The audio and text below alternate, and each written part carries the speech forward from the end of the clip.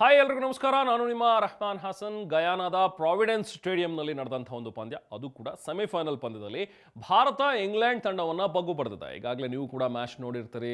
ಸಾಕಷ್ಟು ಒಂದು ಉತ್ತಮವಾದಂಥ ಒಂದು ಪಂದ್ಯ. 171 ರನ್ಗಳನ್ನು ಭಾರತ ಮೊದಲು ಬ್ಯಾಟಿಂಗ್ ಮಾಡಿ ಗಳಿಸಿದ್ದು. ಕೇವಲ 103 ರನ್ಗಳಿಗೆ ಇಂಗ್ಲೆಂಡ್ ತಂಡವನ್ನು ಆಲ್ಔಟ್ ಮಾಡ್ತು. 68 ರನ್ಗಳ ಒಂದು ಜಯ. ಭಾರತ ಒಂದು ಕನ್ವಿನ್ಸಿಂಗ್ ವಿಕ್ಟರಿ ಅನ್ನುವಂಥದ್ದನ್ನು ಹೇಳಲೇಬೇಕು.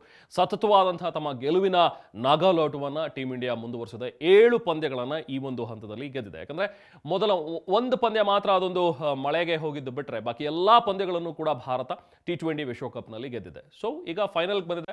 ಫೈನಲ್ನಲ್ಲಿ ಈಗ ಅದರ ಎದುರಾಳಿ ಇರುವಂಥದ್ದು ಸೌತ್ ಆಫ್ರಿಕಾ ತಂಡವನ್ನು ಕೂಡ ನಾವು ಹಗುರವಾಗಿ ಪರಿಗಣಿಸುವ ಹಾಗಿಲ್ಲ.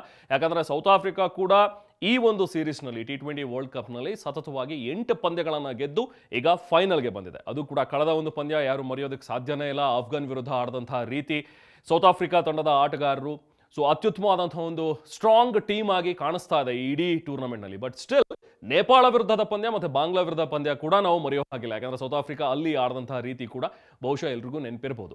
ಸೊ ಹಾಗಾಗಿ ಎರಡೂ ತಂಡಗಳನ್ನು ಗಮನಿಸ್ತಾ ಇದ್ರೆ ಟೀಮ್ ಇಂಡಿಯಾ ಮತ್ತು ಸೌತ್ ಆಫ್ರಿಕಾವನ್ನು ಹೋಲಿಸಿದ್ರೆ ಅಫ್ಕೋರ್ಸ್ ಟೀಮ್ ಇಂಡಿಯಾ ಸ್ಟ್ರಾಂಗೆಸ್ಟ್ ಆಗಿ ಕಾಣಿಸ್ತಾ ಇದೆ. ಬಟ್ ಸ್ಟಿಲ್ ಸೌತ್ ಆಫ್ರಿಕಾ ತಂಡವನ್ನು ನಾವು ಹಗುರವಾಗಿ ಪರಿಗಣಿಸೋ ಹಾಗಿಲ್ಲ. ಸತತ 7 ಪಂದ್ಯಗಳನ್ನು ಗೆಲ್ಲುವ ಮೂಲಕ ಭಾರತ ಈಗ ಮತ್ತೊಮ್ಮೆ ಇತಿಹಾಸ ಬರೆಯೋದಕ್ಕೆ ಮುಂದಾಗ್ತಾ ಇದೆ.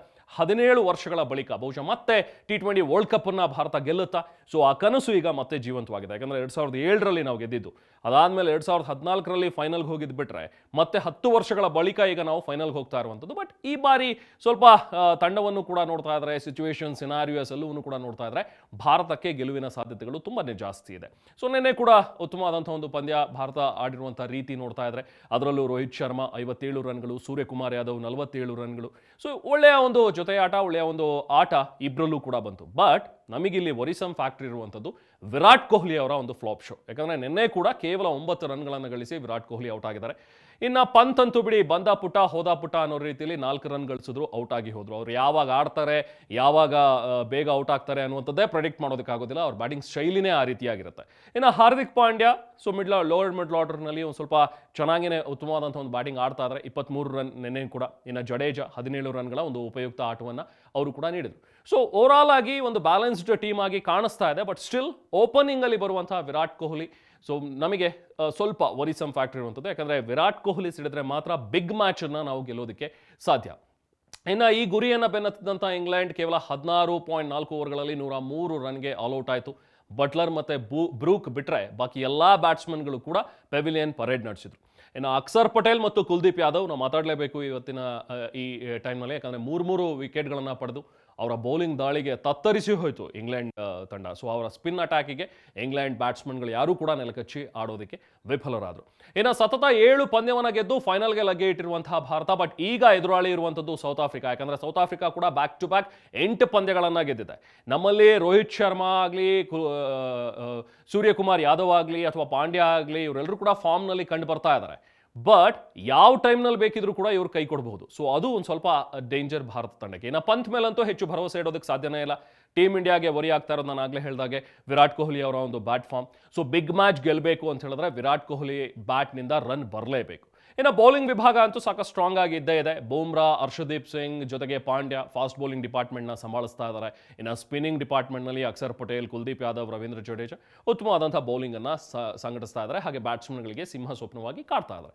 ಇನ್ನೊಂದು ಕಡೆ ಸೌತ್ ಆಫ್ರಿಕಾ ಸ್ಟ್ರಾಂಗ್ ಟೀಮ್ ಆಗಿ ಕಂಡು ಬರ್ತಾ ಇದೆ. ಅವರಲ್ಲಿ ಡಿಕಾಕ್ ಅಷ್ಟು ಮಟ್ಟಿಗೆ ರನ್ಗಳು ಬರಲಿಲ್ಲ ಅಂತ ಹೇಳಿದ್ರು ಕೂಡ ಬಿಗ್ ಮ್ಯಾಚ್ನಲ್ಲಿ ಕ್ವಿಂಟನ್ ಡಿಕಾಕ್ ಆಡುವಂಥ ರೀತಿ ಎಲ್ರಿಗೂ ಕೂಡ ಒಂದು ಪ್ರಶ್ನೆ ಇದೆ, ಹೇಗೆ ಆಡ್ತಾರೆ ಅನ್ನುವಂಥದ್ದು.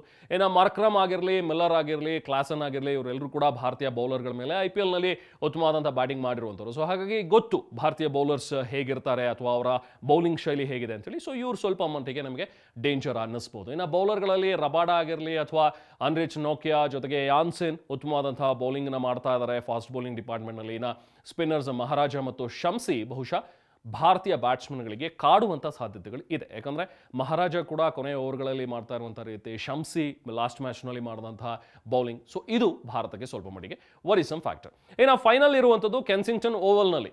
29ನೇ ತಾರೀಕು ನಡೆಯುವಂತಹ ಒಂದು ಪಂದ್ಯ. ಆದರೆ ಒಂದು ವಿಚಾರ, ಹೆವಿ ರೈನ್ ಆಗತ್ತೆ ಅನ್ನುವಂಥದ್ದನ್ನು ಈಗಾಗಲೇ ವೆದರ್ ಫಾರ್ಕಾಸ್ಟ್ ನೀಡಿದೆ. ಸೊ ಹಾಗಾಗಿ ಒಂದು ರಿಸರ್ವ್ ಡೇವನ್ನು ಕೂಡ ಇಟ್ಟಿದ್ದಾರೆ 30ನೇ ತಾರೀಕು. ಬಟ್ ಅವತ್ತು ಕೂಡ ಮಳೆ ಆಗತ್ತೆ ಅನ್ನುವಂಥದ್ದು ಹವಾಮಾನ ಇಲಾಖೆ ಕೊಟ್ಟಿರುವಂತಹ ಮುನ್ಸೂಚನೆ. ಬಟ್ ಮಳೆ ಆಗದೇ ಇರಲಿ, ಒಂದು ಒಳ್ಳೆ ಪಂದ್ಯ ನೋಡೋದಕ್ಕೆ ಸಿಗಲಿ ಅಂತ ನಾವೆಲ್ಲರೂ ಕೂಡ ಆಶಿಸ್ತಾ ಇದ್ದೀವಿ. ಇನ್ನು ಇದರ ಒಂದು ಪಿಚ್ ರಿಪೋರ್ಟ್ ಜೊತೆಗೆ ಇಲ್ಲಿರುವಂತಹ ಒಂದು ರೆಕಾರ್ಡ್ಸ್ ಬಗ್ಗೆ ನಾವು ಮಾತಾಡೋದಾದ್ರೆ, ಕೆನ್ಸಿಂಗ್ಟನ್ ಓವಲ್ನಲ್ಲಿ ಇದುವರೆಗೂ 50 T20 ಪಂದ್ಯಗಳು ನಡೆದಿವೆ. ಇದರಲ್ಲಿ ಮೊದಲು ಬ್ಯಾಟಿಂಗ್ ಮಾಡಿರುವಂಥವ್ರು 31 ಬಾರಿ ಗೆದ್ದಿರುವಂಥದ್ದು. ಇನ್ನು ಚೇಸಿಂಗ್ ಮಾಡಿ ಗೆದ್ದಿರುವಂಥವ್ರು ಕೇವಲ 16 ಸಾರಿ. ಇಲ್ಲಿ ಹೈಯೆಸ್ಟ್ ಸ್ಕೋರೇ 224 ರನ್ಗಳು.